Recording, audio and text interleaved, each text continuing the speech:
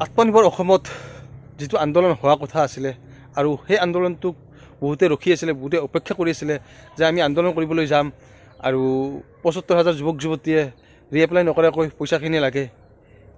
সেইটোৰ ওপৰতে এই ভিডিঅ'টো আজি বনাইছোঁ। আপোনালোকে ৰেজিষ্ট্ৰেশ্যন কৰিব লাগে নে নালাগে, নে আপোনালোকে আন্দোলনত ৰখিব লাগে, সকলো কথাই মই কৈ যাম এই ভিডিঅ'টোত।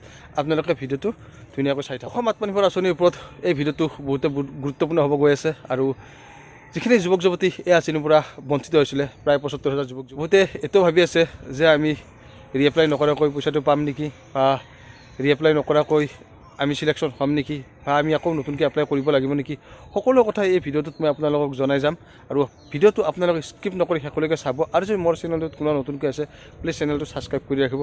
আৰু আপোনালোকে ভিডিঅ'টো ভালকৈ চাই কৰিহে আপোনালোকে কমেণ্টবিলাক জনাব। এনে আপোনালোকে ডাইৰেক্ট ভিডিঅ'টো স্কিপ কৰি চালে একো বুজি নাপাব, আৰু তেনেকৈ কমেণ্ট কৰিলে একো মই এনচাৰ দিব নোৱাৰিম। গতিকে ভিডিঅ'টো আপোনালোকে ধৈৰ্য সহকাৰে স্কিপ নকৰাকৈ চোৱাৰ কাৰণে চেষ্টা কৰিব। আৰু যিখিনি যুৱক যুৱতী এই আঁচনিৰ পৰা বঞ্চিত হৈছিলে, যে আপোনালোকে ভাবিছে নেকি আৰু যে আমি ৭৫,০০০ যিখিনি যুৱক যুৱতী আঁচনিৰ পৰা বঞ্চিত হৈছিলে, যে আমি ৰিএপ্লাই নকৰাকৈ বা এপ্লাই নকৰাকৈ পইচাখিনি পাম নেকি? নাই, তেনেকুৱা ধৰণৰ কোনো আপডেট নাই এতিয়ালৈকে। আপোনালোকে আৰু সেইটো আশা নকৰিব। গতিকে আপোনালোকে আন্দোলন চান্দোলনৰ এতিয়া কথাটো বাদ দিয়ক, কাৰণ আন্দোলনৰো কোনো এতিয়ালৈকে খা খবৰ নাই। গতিকে মই আপোনালোকক কিছুমান কথা কোৱাৰ কাৰণে আজি এই ভিডিঅ'টো বনাইছোঁ। আপোনালোকে ৰেজিষ্ট্ৰেশ্যনটো কৰি থওক। আৰু আপোনালোকে নিশ্চয় সকলোৱে গম পাইছে যে 18 নৱেম্বৰ লাষ্ট তাৰিখ। গতিকে 18 নৱেম্বৰৰ আগতে আপোনালোকে ৰেজিষ্ট্ৰেশ্যনটো কৰি থওক, যিখিনি যুৱক যুৱতী এই আঁচনিৰ পৰা বঞ্চিত হৈছিলে। আৰু কিছুমানে ভাবিছে যে আমি এপ্লাই নকৰোঁ, এপ্লাই কৰক আপোনালোকে, কোনো ক'বলগীয়া নাই। ৰেজিষ্ট্ৰেশ্যনটো কৰি থওক, এপ্লাইটো তাৰিখ আহিব, আপোনালোকে নিশ্চয় সকলোৱে গমেই পাব, আৰু মই ভিডিঅ' কৰিও আপোনালোকক জনাই দিম।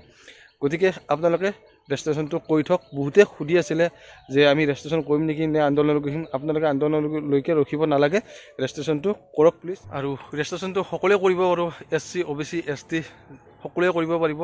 ইয়াত OBC জেনেৰেল বুলি কোনো কথা নাই, সকলোৱে কৰিব পাৰিব। আৰু SCৰ কাৰণে 100 টকা, STৰ কাৰণে 100 টকা, বাকী জেনেৰেলৰ কাৰণে 200 টকা ৰেজিষ্ট্ৰেশ্যন ফিজ। আৰু কিছুমান জেগাত অনলাইন প্ৰচেছটোত পে'মেণ্টটো হোৱা নাই পুটুককৈ, কিন্তু অলপ টাইম ৰখিব আপোনালোকে। এবাৰ নহ'লে দুবাৰ ট্ৰাই কৰিব, নিশ্চয় পে'মেণ্টটো হ'ব আপোনালোকে। আৰু কিছুমান ডিষ্ট্ৰিক্টত এতিয়ালৈকে অনলাইন মানে কৰিব পৰা নাই, কিছুমান মানে প্ৰব্লেম আছে। কি প্ৰব্লেম আছে মই আপোনালোকক নেক্সট ভিডিঅ'ত জনাম। এইটো ভিডিঅ'ত ইমানখিনি ক'ব নোৱাৰিম, নহ'লে ভিডিঅ'টো বহুত দীঘলীয়া হ'ব।